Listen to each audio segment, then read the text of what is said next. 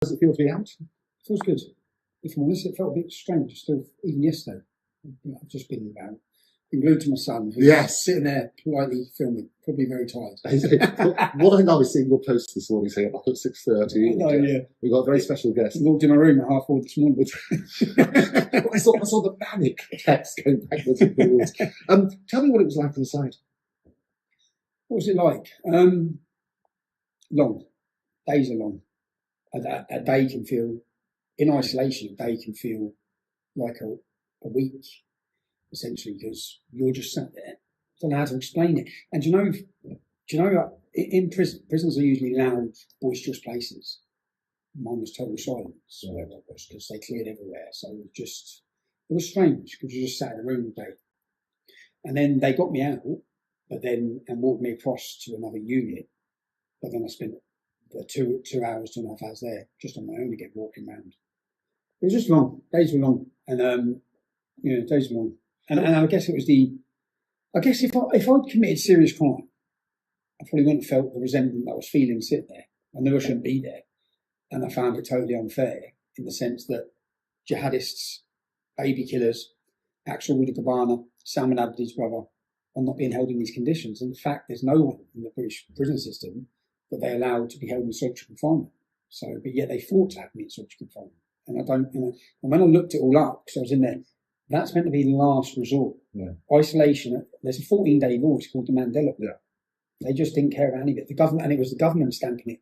Every 42 days, it was the government, because the prison can't, because of the damage it does. And my worry and my concern the whole time was what it's going to do. Yeah. That's what I was worried about. Because when I was in last time, I said, I think I went into prison one person and come out another.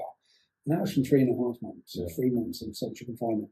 This time, I did have physical exercise. I was in a better place physically for exercise. I was so scared and worried about going into prison beforehand. So you were worried about attacks on you? No, crazily. I've got the documentation. So in my first meeting with psychologists in the prison, I said I'd rather have a physical fight every day than you mentally break me here. Because as I said, when I come out of prison last time, from 2018, for 4 years, I was damaged. For years, actually. I struggled a lot. So that damage is far different to the fear of having a physical altercation. So, and I said that to the prison. I said, I don't want you to hold me. I was worried because I'm doing 9 months, totally in a room on my own for 9 months without talking to people, seeing people, and then just walk me out the prison door in 9 months. Because remember last time I thought it was all right when I walked out, and then it felt like I hit a brick wall. I just couldn't interact with the family. Yeah. So all those things were worrying me. So lots of reports about the conditions there, and people get different ideas of solitary. Yeah. Somebody said to me that what you're in is a wing by yourself for your own protection. Was that right? So that's what they did. So, which I didn't want to be, which is the point I kept saying. I've not asked you to separate me. You've brought me, and they said, but you're going to be in danger, a serious danger. So of course I'm going to be in serious danger. You brought me to a maximum security prison that has a 40% Muslim population, 50% of them are murderers, many are terrorists, and you've brought me here for a civil offence. Why am I here? I said, it's insane. So for a civil offence, you'd go to a category D prison, which there were ones. We found one called Britannia House that only has 40 prisoners, none of them are Muslim. So I would have been totally safe there. You would go out and work every day outside of the prison. I would go home for 5 days in a month, from a Friday to a Tuesday. I would work every day outside the custody. You literally just go back and sleep in the prison. You have your own key to your room.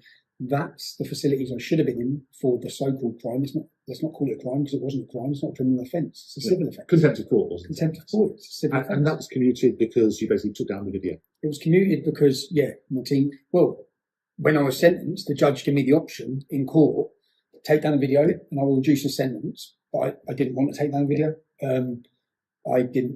I thought I should still have the right to do my jail time and come out, and the video still be there. But then they made a decision in court papers 4 weeks before I was out. There was Section 17, which is from the 3 most senior judges in the country, who made the decision that today I walk out of prison, I'm still committing life contempt. So the Attorney General, Labour's Keir Starmer's Attorney General, was going to re-prosecute me, which would be an automatic 2-year prison sentence again.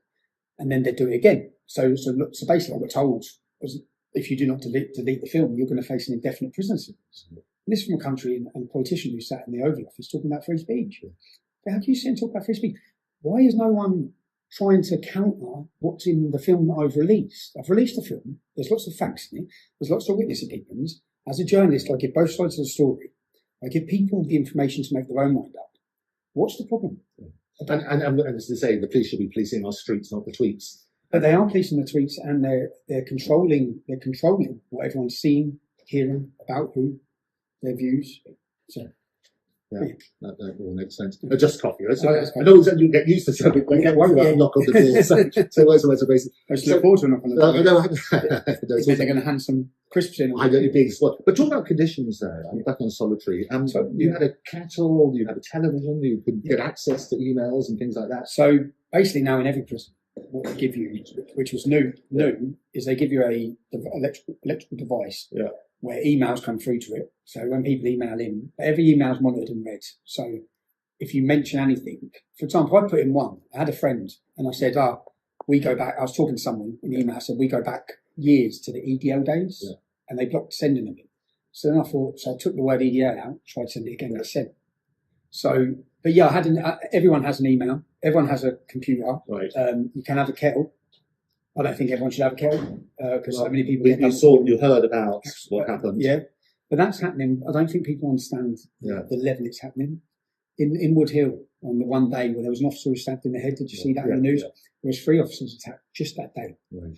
Now I spend not much time. I get walked from A to B, and obviously I was always asking questions of the staff. Yeah.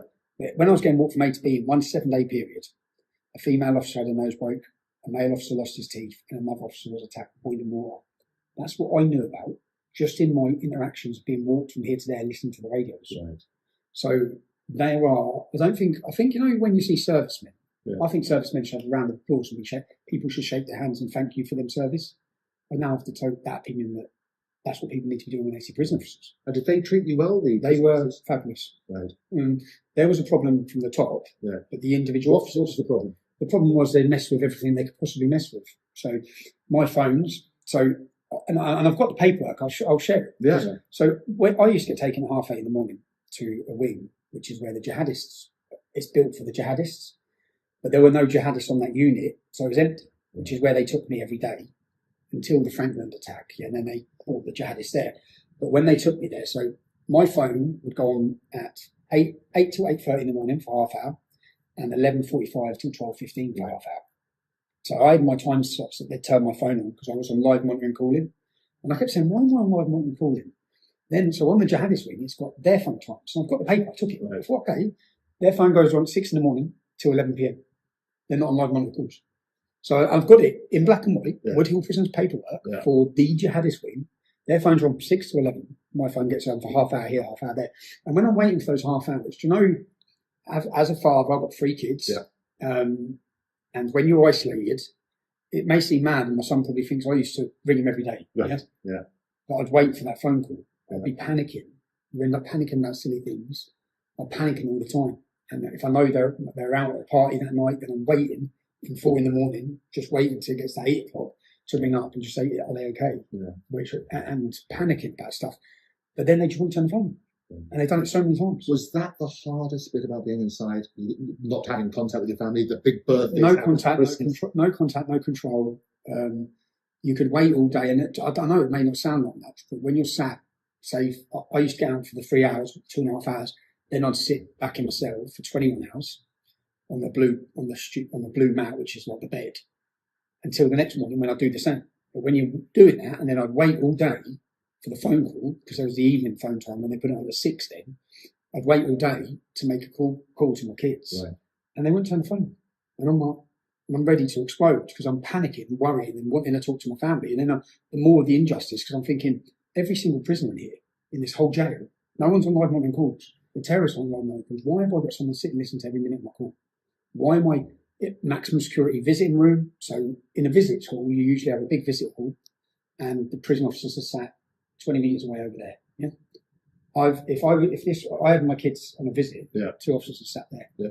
6 cameras. Exactly. So talk about visitors, because a number of people who've been on the Andrew Eborn show, they talked about going to visit you. I know you've had Andrew Bridgen on, Lawrence Fox, and so on and so forth.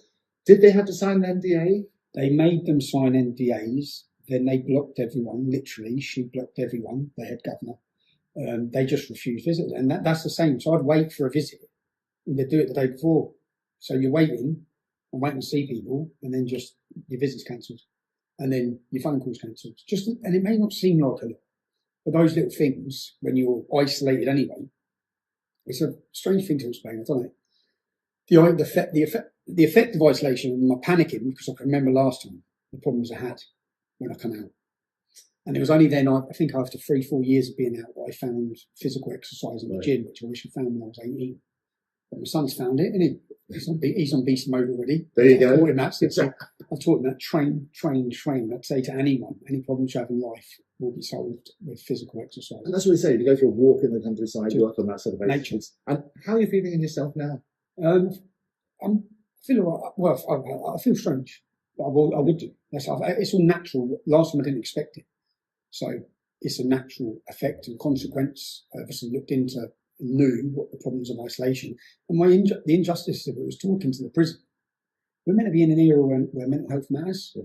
That's all we ever hear about. Outside, independent medical experts come and assessed me in prison and said that the damage they're doing now and the mental damage is going to have a lasting, long-term effect by continually isolating him as a prisoner and holding it under these conditions. The prison didn't care. The government actually blocked any attempt to have me released at the same time as the criminals. As a civil prisoner, I served 3 times as long as in prison as I would have done if I was a criminal. I was not allowed the 60% off that the Labour government brought in. So the Labour government brought in a policy that you get 60% off because the prisons are full. So they're opening the doors, letting violent criminals out. When they first let them out that first time, one went into murder the next day. So they're opening doors, letting violent criminals out to replace them with people who said mean things on Facebook. Filling the prisons with all these people. But when I go in as a civil offender for playing a film, I put in a maximum security facility, and they refused to give me the 60% off. So then we went to court and appeal for the verdict. And usually, if you're in court, that's the police next to you and the Crown Prosecution Service. With mine, it was the Attorney General and the Labour government. So it is political. There's no other there can't be an argument about it. It's political. They're there arguing to keep me in prison, but it's their policy. I said, you're the ones who brought in the 60%, but you don't want me to have the 60%. And when they say prisons are full, like when I got brought in, I had 16 cells where I was held on my own. So that's 16 cells I couldn't use. Then to let me have any sort of exercise, which I had to because I was a civil prisoner, to bring me to a unit where I could have exercise. There was 13 cells there, so that was kept empty. Crazy. I had 40 cells. For what? And they're all kept empty. Right. So it's like, we're letting everyone out, violent criminals. You don't have spaces, but you're using up 40 cells for me. And on a prison wing, there's 60 prisoners and there's 3 staff. Right. I had 2 staff the whole time. Crazy. So it's like, none of it made sense. Yeah. None of it made sense. We're going to discuss a lot more about this, unpack it, because that's what I love about this. It gives you a chance to send your own voice, not going to take out sound bites just for the sake of doing it. If this is the last interview you ever did, what would you like to say to people about the real Tommy Robinson and how you'd like to be remembered? Not perfect, an average man, just honest in the sense of it. I don't have, and I say, I've never pretended to be anything I'm not. I'm a working class kid from Luton town. I've seen the problems. Do you know what I'm guilty of? Being a decade ahead. Yeah. That's it. I'm guilty of being a decade ahead. Never believed the media. They have a narrative to push. They have an agenda. The whole reason I was deplatformed and censored is because they don't want you having the other side of the story. They actually don't want you being able to make your own mind up. And this attack on me, and it's not just on me. Like, I think when COVID hit, I think people realised people were happy when it was us getting censored. All of a sudden, they started censoring doctors, nurses, medical professionals. Yeah, the net just went wider and wider. Well, you may think you're on the right side of free speech today, but so long as you allow globalist agendas to dictate what free speech is, and corporations above governments to decide what you can and can't say, whether it be the European Union or any of these things, with their new hate speech policies or whatever they're bringing in to control the story and the narrative, then you may find yourself, you might think you're on the right side of free speech now, but at some point you can find yourself on the wrong side. And I think free speech, this all comes down to free speech. It all comes down to their attack to censor me is about censoring you. Yeah. But yeah, they may want to attack me, but that's so that you don't get the story. And just let the public make their own mind up. Tommy, No, thanks. welcome out. No, thanks. And we will continue the conversation. Got a hot chocolate? That's good. So, Tommy, what's next? What's next? Next, we're going to unite the kingdom, and I mean unite this country, which I think is what puts fear of God into those that don't want us to be united. I think our last 3 events, which have been family-friendly, celebrationary events, we want to celebrate British culture, celebrate British identity, and bring everyone together for those events. And on the 13th of September, we're going to hold, which will be seen as the biggest free speech festival Europe's had. And yeah, that's next. And my work. I think I'm in a unique position with my journalism and people who are watching it. I like to challenge ideas. I like to make people think. I like to let people see what I've seen. And as I said, all I'm guilty of is being a decade ahead. I've seen the problems. If we continue to hide from these problems, they're just going to get worse. We need to highlight them and discuss them at least and talk about them. So next is I want to get to work. I want to unite this country. I want to unite Britain. And we often say if you don't read the newspaper, you're ill-informed. If you read the newspapers, you're misinformed. Yeah. What is the thing that people don't understand about you? What's the biggest misrepresentation in the press? Do you know how frustrating it is to see people? I have people who have said things to me in the past, and when I ask them, like, you're racist, and I challenge them, say, why do you think that? What is it? Give me an example. And they just look and say, what is it I've said? Why do you dislike me? Yeah. They don't even know. I said, you dislike me because you've been told to dislike me. You've been told I'm this person. Even most Muslims, when I meet Muslims, they say, you're actually right. I said, yeah, because you've got this opinion of me. And I've said it so many times. So, yeah, I think the misconception is what the media want you to think. They've managed successfully to tarnish me and make me toxic, which is now difficult for them because they can make you toxic so long as they can tell people how to think about me. But then now I have my own platform, thanks to Elon Musk buying the free speech platform of X. And now I can people can hear what I think and what I'm saying. So the misconception is I'm not far right, never have been, never will be. The actual genuine far right despise me. The genuine racists despise me. But what's become so weak is we've given the term far right to anyone who disagrees with the communist, Marxist, open border policies of globalism. No. Now, Elon's been supportive of you very publicly. What would you like to say to him? I'm forever grateful. I'm forever grateful that he has given opportunity for the people in this country to have a voice on both sides. It's not like he bought X and just gave one side of political debate. It's for everyone, whereas before it was for one side. And that's it. So I think I've said many times, Elon will be remembered, I think, in history as the man who saved free speech. And in this country, it's been eroded, it's been taken, and the public have been fearful. And they wanted you to think you're part of a fringe group when you're not. You're the mainstream. The majority of the British public want to defend British culture, want to celebrate identity, don't want to be made to feel ashamed of who they are, want their children to grow up in a safe and prosperous Britain, are against the Islamisation, against the rape gangs, or against all these things, but they want you to feel alone. And you're not alone. You're not alone. But they were successful for a period through to censorship. But I think those days are gone, and I'm quite happy and excited about what comes next for Britain. I think this shift in public opinion that people are seeing, you just saw it in Reform's recent election. And I know there's been a lot that's gone on, certainly whilst I was in custody with regards to Reform, Nigel Farage. I would just say that I want what's best for Britain. And I think Britain is primed for political revolution. That does not have to mean people attacking each other. Yeah. I just want to make sure that the country is primed and the people are primed, they have their voice. Yeah. And I've had a number of people on the Andrew Eborn show who often ask them about their views on Tommy Robinson. Nigel mentioned Nigel Farage. Yeah. What's your current view of Nigel? I don't know if Nigel's... I understand people's concern and fear. As I said, I was made into a toxic brand successfully. And Nigel may be worried about that. My words would be, Nigel, I'm not your enemy. Yeah. I'm certainly not your enemy. And regardless of what's been said, I just think that the politics of throwing people under the bus or feeling like you need to do that, you don't need to anymore. Yeah? You don't need to anymore. And maybe Nigel's bought into the media perception of myself. Nigel, I've never met Nigel. I think that people should be judged on not what the media are telling you. You should find out who people are for yourself. And that's something which we touched on last time we spoke about, actually the liberation, if you like, of X, as it's now called, meant that you have a platform to say exactly what you want to say, what Tommy Robinson wants to say. You may disagree with it, but it's what you want to say without it being edited. Without being edited, so people can hear what I'm saying, what they're saying I'm saying. So it's so easy to take headlines and clips and try and cause divide, or so many in the media have done that to us for years. So when people actually take in context what I'm saying, they realise, oh, he's not an extremist. He's actually quite a fair bloke and a normal bloke. And yeah, I think that the country's ready for serious change. And I've been waiting. Many in Europe have been waiting to see this. We've watched populism. I watched it first start in India under Modi.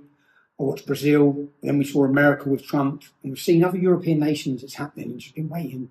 Britain needs this. And I've made it pretty clear. Yeah, I want to play my part. I believe my skill and my part is to unite people in a fabulous cultural movement, and also to use journalism. I didn't want to be a politician. I didn't want to be a politician. I didn't want to be involved in politics. I was quite happy that there's a political voice for people. We just want to make sure that voice is true. That's it.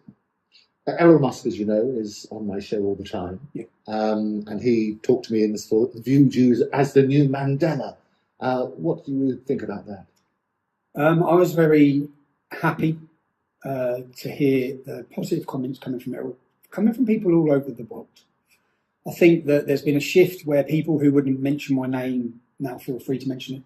People who wouldn't show support now feel free to show support.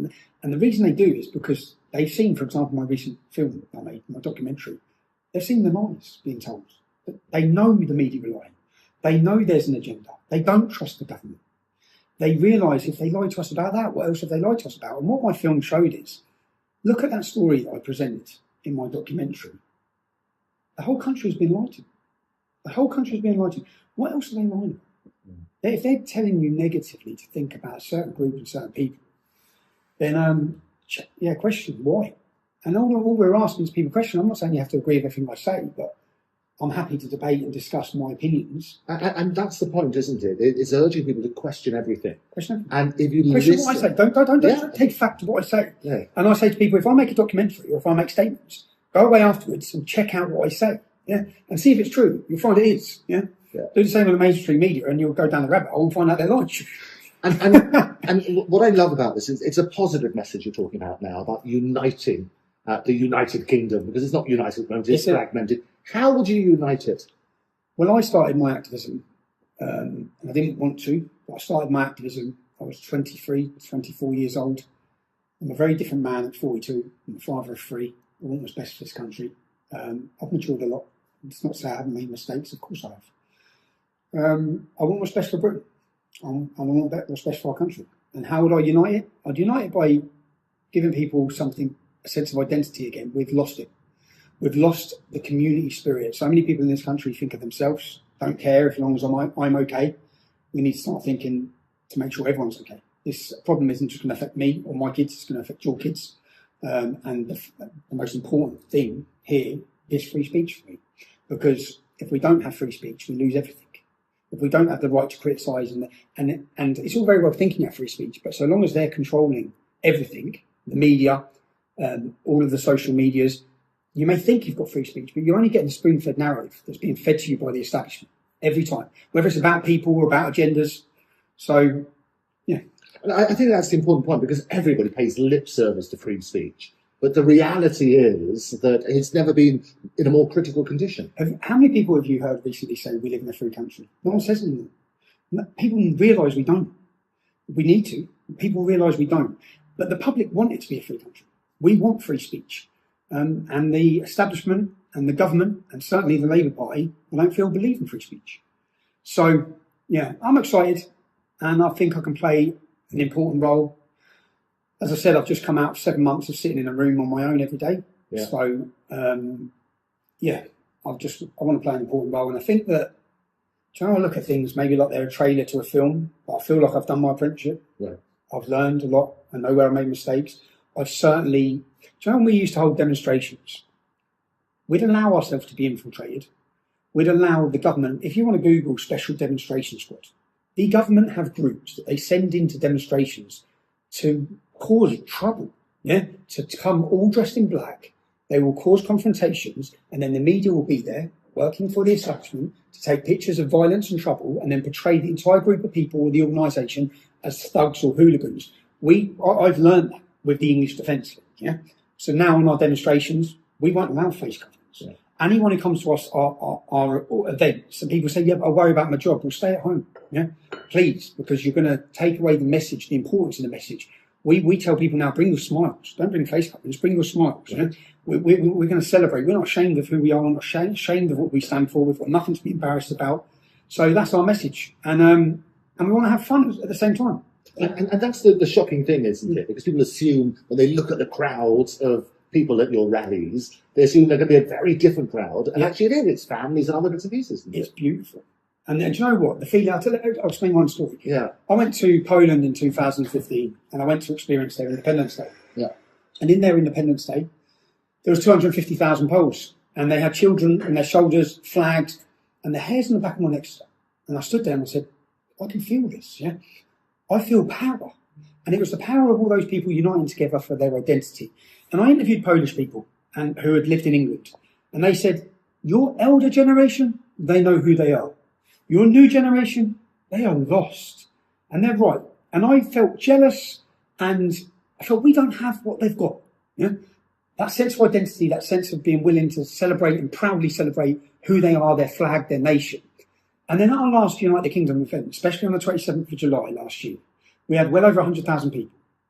And I felt it. And I remember walking at the front thinking, wow, this is what I felt in Poland.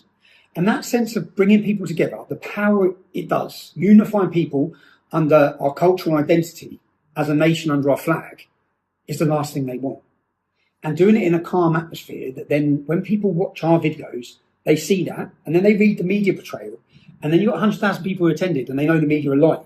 And what the media don't realise, they're digging their own graves.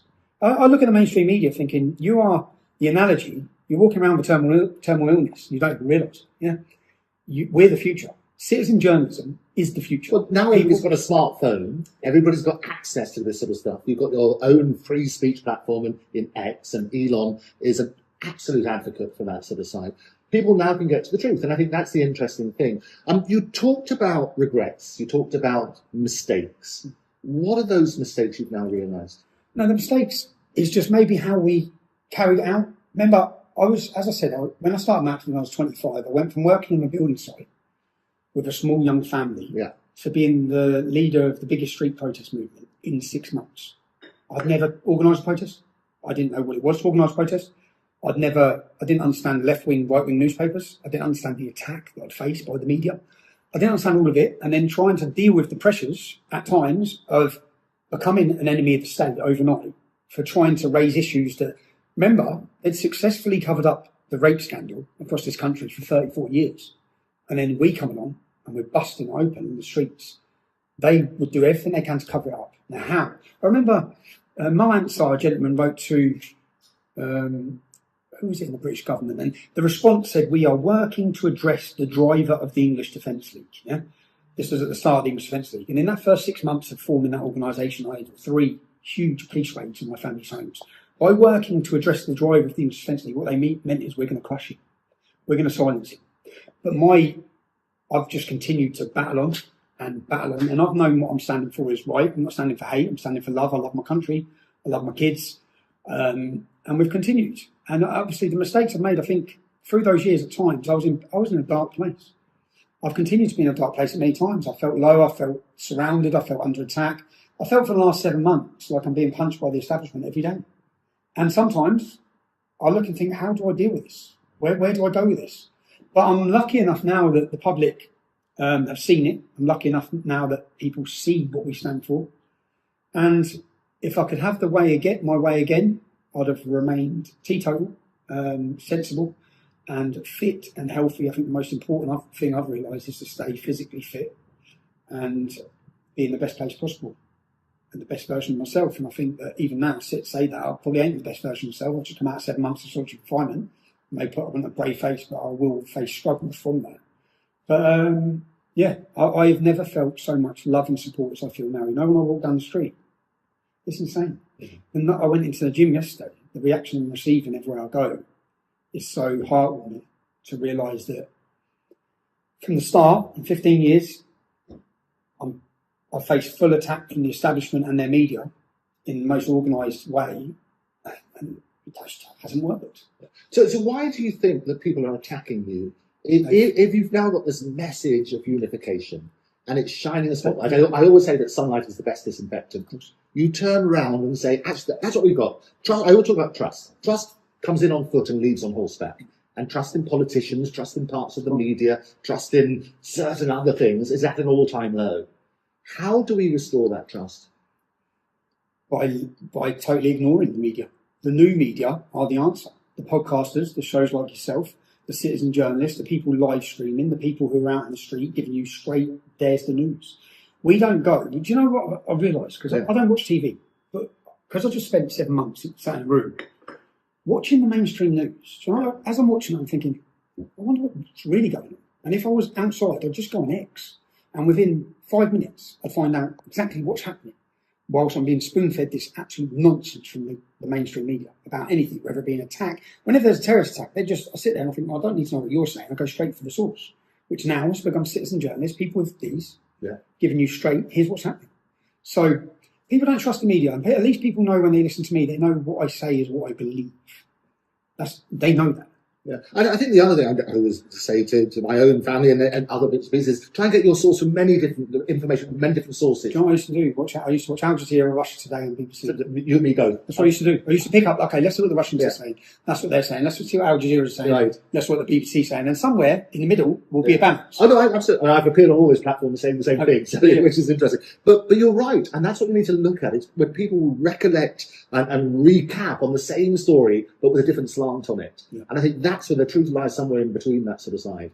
And you know what I find as well? So I find a lot of the problems that we talk about, that I talk about, I find that many Muslims agree with. Yeah. Like the sexualisation of children through the education system, the promotion of the LGBTQ plus agenda, which is a danger to everyone's children. I think these issues can unify everyone because people are fed up with it. Yeah. But yeah. And I think that's the important point. You talk in a very positive message about unification. And as you say, you want to unite everybody. It's not uniting the right, it is uniting everybody because we share some common values. I don't see many of the policies, I don't see many of the things as right. I don't think anyone takes everything from the right. I think most people look and think, I agree with that from the left, that from the right. But this pigeonholing, that if you want to defend Britain, want to defend your culture and love your country, you're far right extremists. It's like nonsense. So many of the people, I think, would surprise people at our events of the diversity of the support base. And it's the last thing the establishment want. They want everyone divided. The last thing they want is a country who understands who they are. They don't want a youth who are healthy, fit, strong, and know their identity and know their history. They want a dependent population, probably on big pharma, medication, depression, an unfit, unhealthy population who don't know who they are, who don't know anything about their identity, because then they're easier to control and manipulate. So there's so many problems. So personally, we talked about politics. You didn't necessarily want to be a politician rather than shining a spotlight, but we talked about Mandela. Do you see your path going in a similar way? Would you get in politics? Would you set up a new party, or would you join one of the existing ones?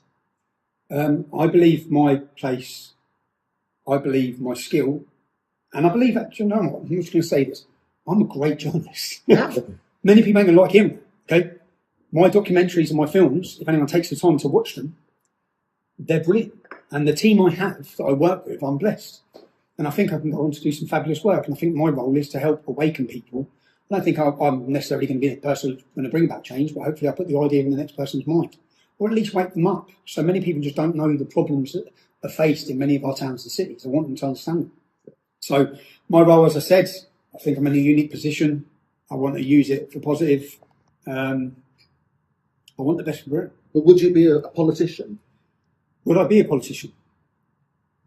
I'm going to say again, I don't want to be a politician. Okay. I don't want to be a politician. I would hope that parties out there and political figures out there stay true and represent the fears that, you see, I'd say the name Tommy Robinson, or what it's become, is not about me. Yeah, there's a movement of people who feel ignored, feel betrayed in a massive sense, and their level of frustration and anger, which we've tried to harness and direct, is justified. We have been betrayed. It's not the politicians. Many of these politicians, you're not dealing with it. You don't live in the affected areas like we do. And the affected areas and affected waiting lists and the hospitals and the dentists that you can't get dentist appointment, all these problems, whilst people are sitting watching. And now with the power of this, they're seeing firsthand. £15 billion was spent on putting men, majority, 90% men, fighting age men, from countries which cultures will struggle to integrate into this country.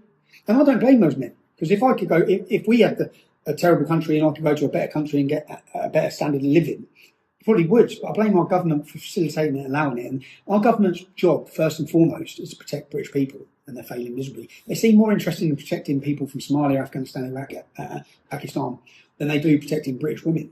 And for me, what I care about is protecting British women, first and foremost, and protecting the British population.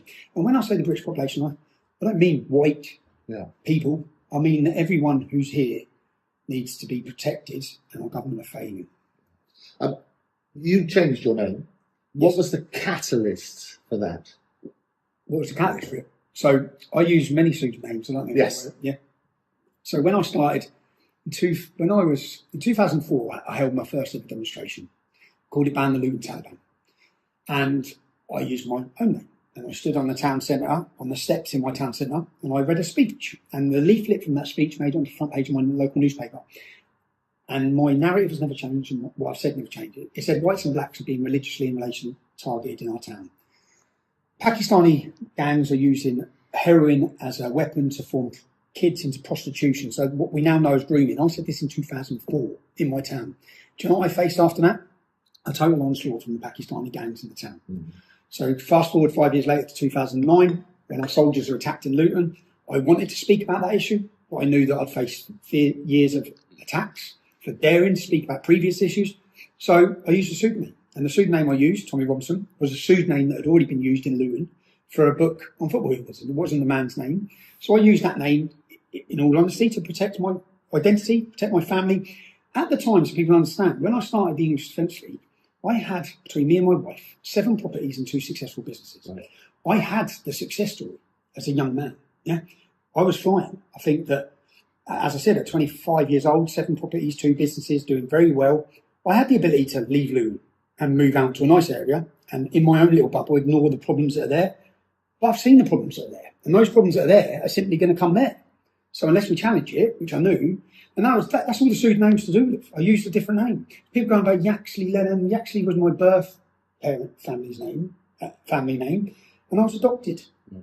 So Yaxley, birth father, Lennon, real father, doesn't take DNA to make you a dad, but Lennon is where the 2 names come together. And then I got rid of the name Yaxley because when I had children, I wanted them to take on my what I classed as my dad's name. What do they call you at home? What do they call me? Stephen, my mum. Right. Stephen! Like that, usually. Shut up. No. Friends call me, because I grew up with the name Yaxley. Yes. My friends call me Yax. So everyone in Luton growing up knew me as Yax. Right. But then I answer to Tommy, I answer to Stephen, and do you know what it's like living with 2 personalities? Because when I go home to my children, I'm Stephen. And when I walk out the door to people in politics, I'm Tommy. I blame everything on Tommy. For years with the ex-wife, I said it was Tommy. Exactly.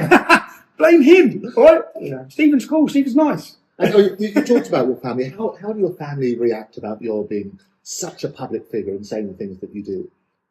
And the consequences? Yeah, my family have probably faced a lot of fear. My son sat here recording this. He's probably had to think things that children shouldn't have to think. Worry about things they shouldn't have to worry. But fortunately, what they've experienced the whole time since they've been babies is they know me and they know my large circle of friends. So when people make labels as racist and things like that, they know it's nonsense. So I remember my son was on the train and my best friend got into the Muslim lad. I said, you know I have love for him, yeah? But I still have a strong opinion, just to make sure the kids understand that, like, they love some of my friends that are Muslim lads. So I said, they've known the difference since they got. They don't believe that, and they see the reaction I receive off the public. So the great thing is they get to see, when I walk down the street, people come over and they're pleasant and have great conversations and show lots of love. And I think the first ever demonstrations they went to were the United Kingdom ones, and it was a great thing for them to stand and watch because they hear so much hatred against their dads, but then they also saw that there's a lot of love for them. Yeah, and it's difficult because every decision I make, they have to walk. So I played that film. I have to go to jail. That affects my kids. That affects what they're thinking, and they've had probably difficulties in school and things like that. But I think things have turned. Things have really shifted, and I'm grateful now that through our own social media platforms or through having the ability, people see who I am. And what's the thing that people would find surprising about Tommy Robinson? That I'm this big.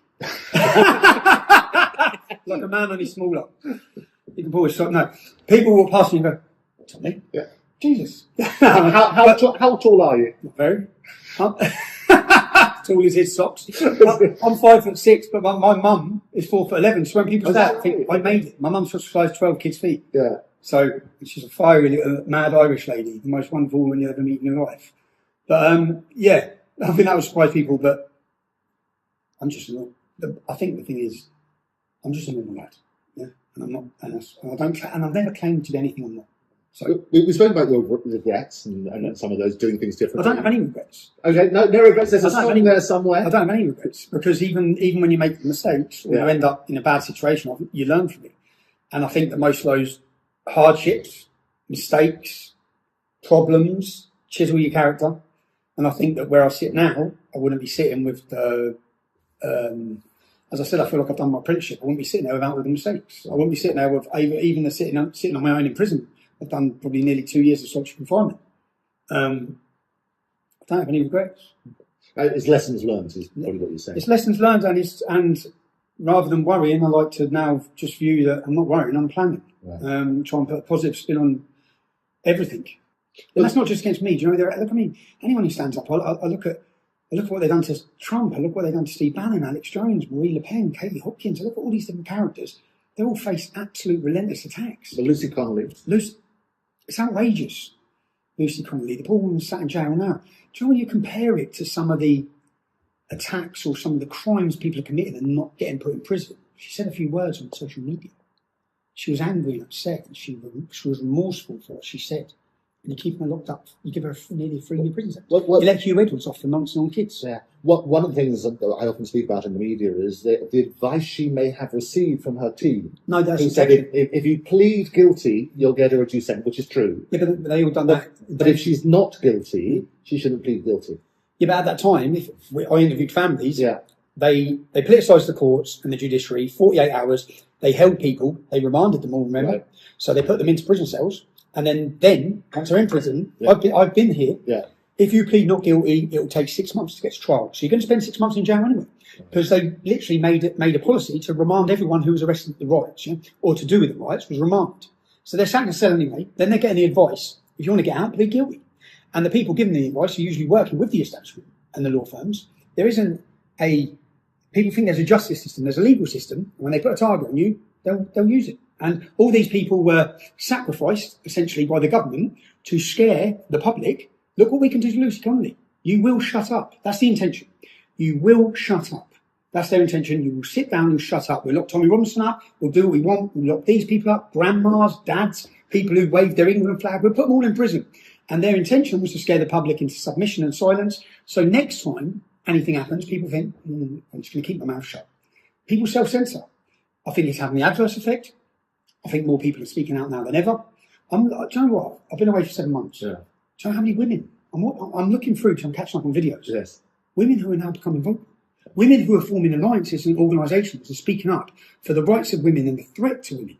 It's so encouraging. I'm looking, thinking, wow, who's this lady? Who's this? Who's this? Do you know how much of a lonely place this side of politics was for a decade? It was literally, we were getting back from everywhere trying to talk about these issues. And it was a lonely place. Now, it doesn't matter if they take one person out because there's 100 stepping into a scene. The people are now talking about these issues, and the Overton window has been shifted. Lots of people have helped to shift it. Certainly Elon Musk, certainly X. The confidence is given. Certainly the most recent. It's certainly Nigel Farage. He shifted it. Reform have totally shifted. That gives confidence to the public to know they're not alone. Yeah. And talking of confidence, what advice would you give people who have concerns but are also in fear about expressing those concerns? Express them. Did it work with me? Like, yeah, they locked me up. I'm still here. I'm still here. They didn't silence me. I think you're only silenced if you allow them to silence you. You're gagged if you allow them to gag. And that doesn't mean I don't sympathise, because I used a pseudonym because I was scared. I wore a mask because I was scared. So I'm not, I don't call anyone cowards because I was a coward. Yeah, I was the same. I had the houses, I had the business. I didn't want to lose them. But there's now so many. So what I would give advice is, if you want to remain silent because you're worried about your job, support the people that are speaking out across the board. Stop subscribing to Netflix. Stop subscribing to the BBC. You don't have to. Start subscribing to the YouTubers. Start supporting the citizen journalists. I'm not saying support me. Support all of them. When you see someone cut up and come in, they're the uncontrollable new media, and they're the future. And they can't be controlled. That's the best feeling. I just think, well, you can't control us. Are you scared for your life? Yeah, I'm scared for, and I'm scared for my. Of course, I'm scared for my life. I'm scared for my family, but more than anything, I'm scared for Britain, because if we don't solve these problems, what does it look like in 10 years? Ask yourself this. Go back 10 years. Look where we've accelerated. Look what's happening. Look how fast it's accelerated. Look at the attack on free speech. Look at even all the mad trans stuff where only now we had to have a court tell us a woman's a woman. Yeah. Look at that period of absolute insanity. Look what's happening in the education system. Look at the confusion of children. Look at all of this. Where are we headed? I'm scared of all of that. I'm scared of what it looks like for the next generation. I'm scared. I stop thinking of ourselves. I look at my children. I'm already thinking of their children that aren't even born yet. What's it going to look like? We need to stand up now more than ever. And I think that everyone, the more people talk out, it gives more confidence to more people. And the biggest message is you're not alone. And what excites you about the future? What excites me about the future? I'm worried about the future. What excites me is that I guess that the public are awakening. The public are not buying. And there's been a massive shift. And there's no amount of lawfare that can change that. The cat's out of the bag. Yeah, people are awake. They're questioning everything. They know they're being lied to. It's a sad state of affairs. You know what sad state of affairs now is? We could face a proper pandemic tomorrow. No one's going to believe them. We could face proper risk and threat, but no one's going to believe them. No one believes anything we're being told. That's a dangerous time to be in, because the public aren't listening and they question everything, which we've been lied to so many times. We've seen the lies. We know they've lied. You can't trust them, and they've created a terrible atmosphere. And then what I love that we started this talking about a positive message about uniting. People should question everything, because that's the way that you build back trust. Looking back at your life, what's been your proudest moment? My proudest moment? Well, my son's it, so I'm going to have to say the birth of my son. Definitely you, son. There you go, there you go. If you go outside, I'll tell you. No, my children. Definitely my children. They've had to face a lot, and I'm proud of them. And I said that when I was in prison and custody. But it's emotional, isn't it? I think we talk about being inside. It gives you a chance to reflect. You have this wonderful, powerful persona. I'm proud of my daughters if they're watching. I'm proud of my family and how they've handled it. And my mum and my dad and everyone. What would you like to say to them? We win in the end. Don't worry. I keep saying, they don't decide who we are. We decide who we are, and I think history will look favourably on everything we've stood for. My videos and my speeches will age well in comparison to those who oppose me. So, yeah. And yeah, as I said, I'm proud of my family, proud of what they've gone through and how they've handled it. Finally, yep. How would you like to be remembered? As 6 foot. I've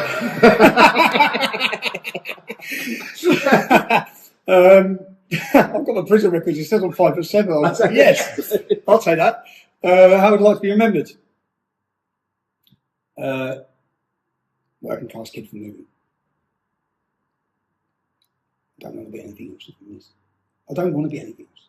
I want to be who I am. I want to be true to who I am, and that's who I am. And I think that, yeah, that's it. And successful. And the man that brought embarrassment to the corruption of the government, judiciary, the rape gangs. I want to be remembered for my journalism. I think that when people look back, I'll be recognised, unfortunately for them, as one of the best journalists to come out of Great Britain. And that's got to hurt all you journalists who hate me. It's got to hurt. So I think, and I'm not just saying that. I think that, that's what I'd like to be remembered as. Successful, honest journalist. And uniting the United Kingdom. And uniting the kingdom, yeah. And having fun along the way, because no matter how hard it is or how bad it is, we always like to bring a smile to it. Tommy, Stephen, Yax. Yax. Thank you. No, thank you. Thank you very much. It's been a pleasure. Cheers.